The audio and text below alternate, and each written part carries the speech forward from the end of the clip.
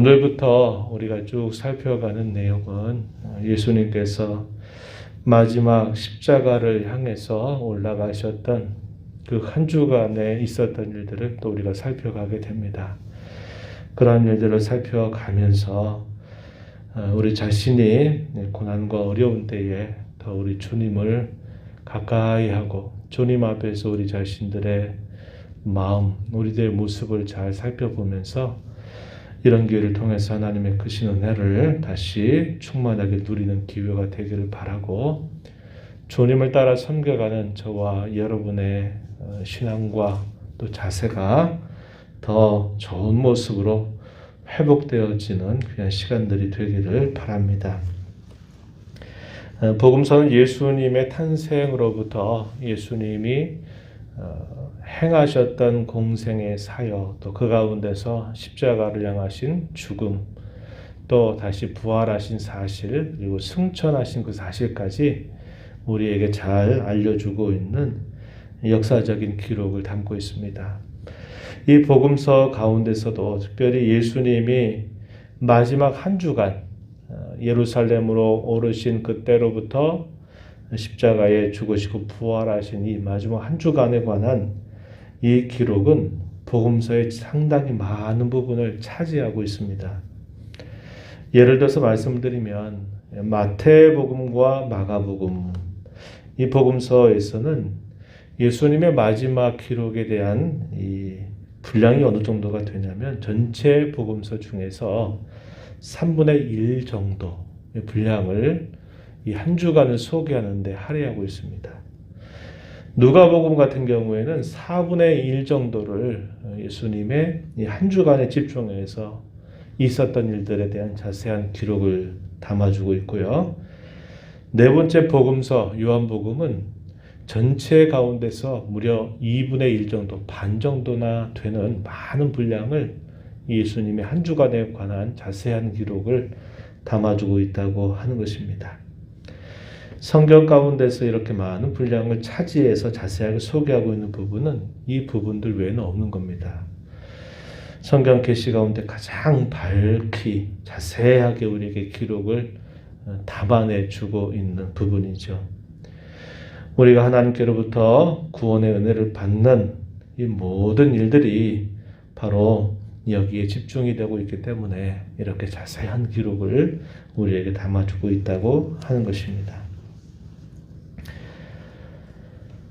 예수님께서 예루살렘에 올라가시면서 그 한 주간이 시작이 되는데요. 그 기록이 오늘 우리가 읽은 부분 말씀의 기록이 됩니다. 또 마태복음 21장 1절로부터 11절에서도 이에 대한 기록을 그대로 담아주고 있고요. 또 누가복음에서도 요한복음에서도 이 부분에 대해서는 다 기록을 통해서 자세하게 알려주고 있습니다. 예수님께서는 공생에 이제 3년이 되어 가서 3년을 마무리하는 과정에서 마지막 한 주간을 예루살렘으로 입성하시면서 그 오랜 시간 동안 말씀하셨던 십자가를 향한 죽음으로 나아가십니다. 많은 사람들이 예수님을 가는 곳곳마다 계속적으로 따라다녔어요. 그분의 가르침, 또 그분이 행하시는 많은 기적들, 그 놀라운 일들을 사람들이 지켜보면서 예수님이 걸음 하나하나, 예수님이 가시는 그 행적 하나하나, 거기 많은 사람들의 눈과 마음이 집중하게 되는 그런 일이 있었습니다. 예수님께서 예루살렘으로 입성하시는데 로마의 개선장군 같은 많은 사람들의 그런 환호를 받고서 올라가신 것은 아니었습니다. 그분은 한 번도 타보지 않은 나귀 새끼를 타시고 예루살렘을 향해서 천천히 올라가시게 된 겁니다. 그런 와중에 많은 사람들이 그 예수님이 예루살렘에 올라가는 사건을 단순히 올라가신다 하는 걸로 보는 것이 아니라 이제 그들이 기다리고 바랐던 메시아께서 예루살렘을 향해서 마치 왕자에 올라가시듯 하는 광경으로 그들은 이 부분들을 바라보면서 그것을 환호하는 모습을 보여주고 있습니다. 예수님께서는 예루살렘으로 올라가시기 전에 철저한 준비를 하신 것을 우리가 보게 되고, 그분이 하나하나 행하신 모든 일들은 인위적으로 즉흥적으로 하신 일이 결코 아니었다는 겁니다. 이미 구약에 예언되었던 말씀에 따라서 그 예언된 부분들을 그대로 실현하시기 위해서 한 걸음 한 걸음을 걸어가셨다는 것을 우리에게 잘 보여주고 있어요. 오늘 우리가 읽은 이 본문 말씀으로 한번 가서 보시면은, 예수님께서 제자들을 데리고 감람산 벳바기와 베다니에서 제자에게 그런 말씀을 하시게 되죠. 맞은편 마을로 가서 어린 나귀를 끌고 오라라고 하는 명령을 내리십니다. 그러면서 구체적인 상황들까지도 예수님이 보시면서 말씀해 주세요. 어린 나귀를 끌고 오는 과정에 이게 도대체 왜 이런 일을 하느냐라고 묻게 될 때 이렇게 대답을 해라. 주가 쓰시겠다. 이렇게 대답을 해라. 그러면 즉시 그들이 허락하고 보내줄 것이다. 이렇게 예수님께서 구체적으로 말씀을 해주십니다. 예수님의 말씀을 들은 제자가 이제 그 말씀에 따라서 가서 그런 일들을 수행하는 과정에서 역시 묻습니다. 누가 이렇게 하느냐라고 이렇게 묻게 됐을 때 예수님 하신 말씀대로 대답을 하게 되니까 그들이 예수님의 말씀 그대로 허락하게 됩니다. 6절 가서 보시면은 이렇게 말하죠. 제자들이 예수께서 이르신 대로 말한데 이에 허락하는지라. 예수님이 이 나귀를 타고서 올라가시는 이 일들은 이미 구약에 예언되었던 그 말씀에 따라서 하나하나 행하시는 걸음이었다는 것을 우리가 알게 됩니다. 스가랴서 9장 9절 말씀에 보면은 이렇게 예언을 했습니다. 시온에 따라 크게 기뻐할지어다. 예루살렘에 따라 즐거이 부를지어다. 보라, 내 왕이 내게 임하시나니 그는 공의로우시며 구원을 베푸시며 겸손하여서 나귀를 타시나니 나귀의 작은 것 곧 나귀 새끼니라. 예수님이 예루살렘으로 올라가실 것, 그것에 관해서 이미 선지자 스가랴를 통해서 예언하셨던 말씀이 있었다는 것을 우리에게 잘 보여주고 있습니다. 그는 왕이라고 분명히 이야기합니다. 너희 왕이 너희에게 임하신다 이렇게 말했고, 그 왕은 공의로우시고 구원을 베푸시고 겸손하시다라고 말씀하면서 그 왕은 로마의 개순장군같이 아주 환호와 또 많은 찬란한 그런 영광을 가지고 올라가시는 것이 아니라 이 예루살렘으로 올라가실 때 그는 나귀 새끼를 타고서 올라가실 것을 이미 예언했다는 겁니다. 이 예언에 따라서 예수님은 그렇게 한 걸음 한 걸음 그 예언을 실현하시면서 예루살렘으로 올라가시게 돼요.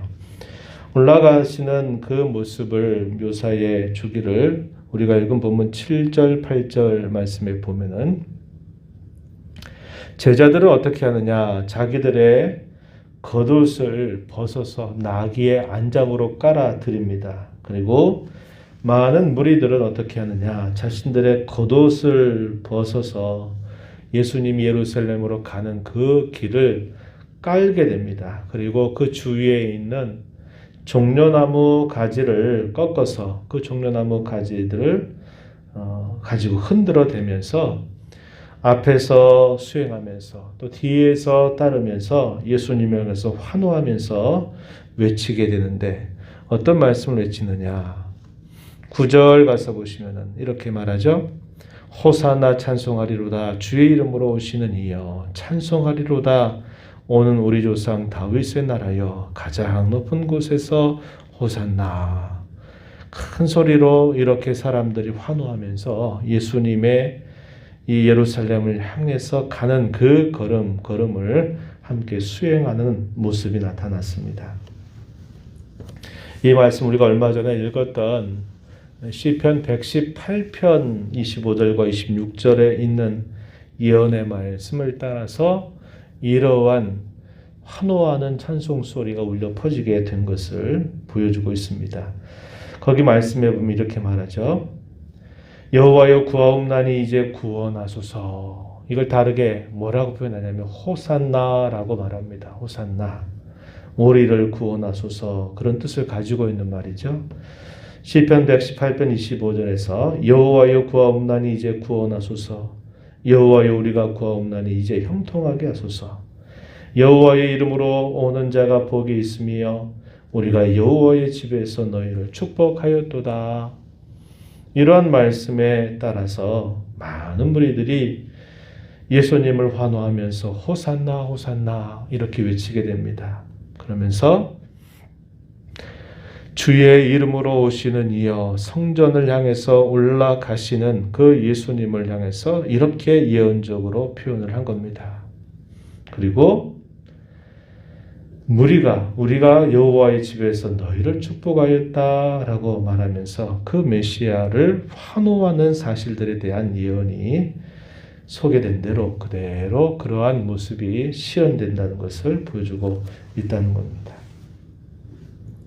그리고 예수님이 예루살렘으로 그 시간들을 통해서 올라가시고 난 다음에 그 성전에 들어가시고 나서 나중에 시간이 흘러 다시 이 제자들을 데리고 예루살렘에서 예루살렘 부근에 있는 가까운 곳 베다니로 이 제자들을 데리고 나오시게 됩니다. 이것이 소위 첫 번째 날에 예수님이 행하신 일이었다는 것을 우리에게 보여줍니다.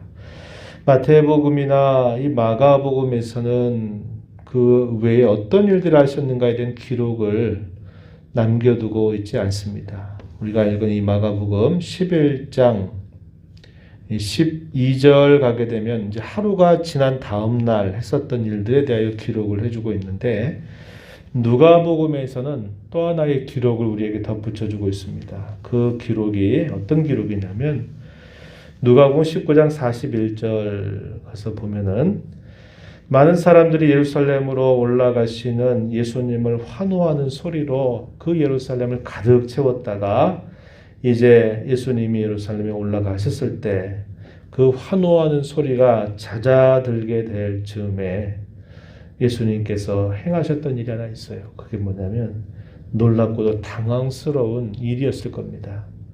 예루살렘을 쳐다보시면서 눈물을 흘리시며 우시는 모습이 표현되어 있다는 겁니다. 도성을 보시면서 그 예루살렘을 보시면서 우셨다. 왜 우셨느냐? 그들을 향해서 한탄하시면서 또 그들이 머지않은 때에 멸망하게 될 그 모습을 예수님은 내다보시면서 한없이 우시는 모습을 보여주었다는 겁니다. 그것은 예루살렘을 향한 자기 백성들을 향한 우리 예수님의 사랑이요 눈물이었다는 것을 우리에게 잘 보여주고 있다는 겁니다. 사람들은 예루살렘에 오르면서 어떤 생각을 했을까요? 예루살렘 올라가면 우리가 그 오랜 시간 동안 기다렸던 우리의 꿈과 기대를 우리의 민족적인 순환과 아픔, 우리의 정치적인 모든 문제들을 다 해결해 줄 것이라는 그런 기대를 가지고 환호를 하고 또 찬양을 하고 구약에 있는 그런 말씀들을 따라서 그들이 호산나 호산나 외쳤다는 겁니다. 그러나 예수님은 그 오랜 시간 동안 예루살렘을 품으려고 그렇게 많이 복음을 전하고 그들에게 회개할 것을 촉구하고 참되게 믿을 것을 그토록 바랐는데 그 오랜 시간들 동안을 보내오면서 그들의 죄악에 대하여 돌이키지 않고 또 그들 가운데 닥치게 될 큰 그 재앙과 같은 그런 어려움들을 내다보시면서 예수님은 한없이 우시는 모습을 보이셨다고 하는 겁니다. 우리가 이런 말씀을 읽으면서 몇 가지 생각을 해보게 돼요. 주님의 모습을 우리가 보면서 주님이 보여주신 이 모습은 겸손에 대해서 그 겸손이 얼마나 위대하고 가치 있는 것인가 하는 것을 보여줍니다.